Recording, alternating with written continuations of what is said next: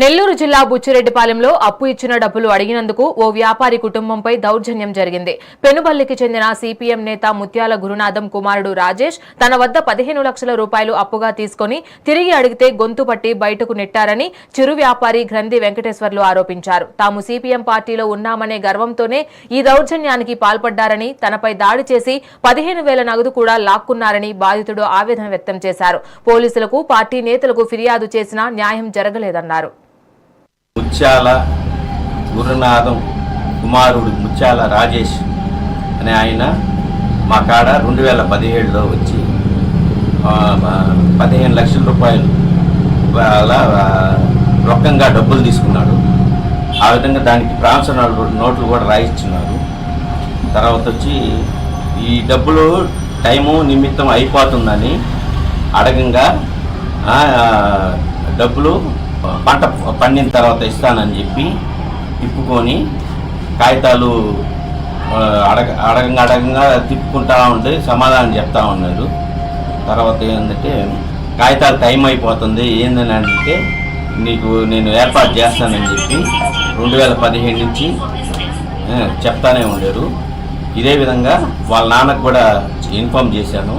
ఆయన ఒక 3 సంవత్సరాలు చేద్దాంలే అని తిప్పుకుంటా ఉన్నాడు. తిప్పుకుంటా ఉండేలకే సరే ఒకరోజు నైట్ 17 జూన్ 2025 రాత్రి 8 గంటలకు ఇంటికాడికి రా మాట్లాడదామని నన్ను పిలిపించి నువ్వు ఎక్కడంటే అక్కడ డబ్బులు ఆడుతున్నావు అది ఇది అని మాట్లాడి నువ్వు అడిగేదానికి లేదు అని చెప్పి ముత్యాల రాజేష్ అనే అబ్బాయి గొంతుకాయ పిసికేసి వాళ్ళ ఇంటికాడ వరండాలో నుంచి కొట్టుకుంటా నన్ను తీసుకొచ్చారు. ముత్యాల గురునాథం ముత్యాల రాజేష్ తీసుకుంటా వచ్చారు. వచ్చిన తర్వాత అక్కడ చుట్టుపక్కల ఉన్న ప్రజలు కూడా అందరు చూశారు. నేను మామూలుగా ఏందో న్యాయం జరగద్దని చెప్పి వాళ్ళ నాన్న ఊళ్ళోళ్ళందరికీ న్యాయం చేస్తున్నాడు కదా మనకు కూడా జరగద్దని చెప్పి నేను వెళ్ళిన తర్వాత నువ్వు ఏంది ఈ విధంగా డబ్బులు అడుగుతున్నావు ఏమనుకుంటున్నావు మేమంటే ఏంది అది అని మాట్లాడాడు. ముత్యాల గురునాథం కొడుకు ముత్యాల రాజేష్ మా ఆయన పక్కనే కూర్చొని మంచిగా ఉండి నటించి నమ్మక ద్రోహం చేసి ఒక స్నేహితుడిగా చేసి ఎంత మోసం చేశాడు అంత మోసం చేశాడు. నేను అన్నదమ్ముడి కన్నా ఎక్కువ చూసుకున్నా తన్ని.